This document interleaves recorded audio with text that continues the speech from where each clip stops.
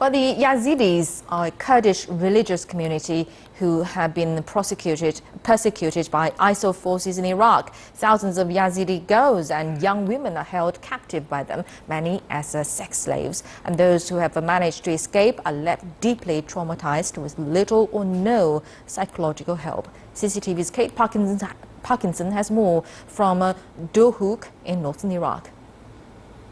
Hundreds of Yazidi women and children have been rescued or managed to escape from the clutches of the so-called Islamic State.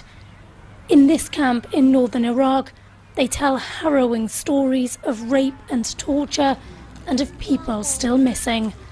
I spoke to one woman who was held captive for a year. They took girls as young as 14, 12, 9, even 8 years old as sex slaves. They trained the boys to use guns, how to pray, and to read the Quran. Those who didn't learn would be beaten. Once they almost beat my son to death with cables.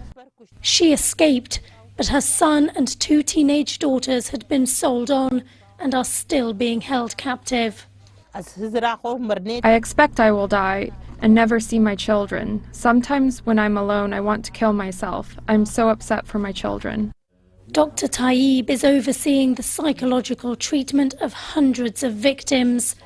A trauma centre has been set up, but they have limited resources. So far, more than 800 women went through this process of treatment, but having only 1 psychiatrist and 2 trained and certified psychotherapists is not enough to provide good mental services to these women. They were victims of rape. They were witnessing killing of their relatives. They were witnessing abuse of their children.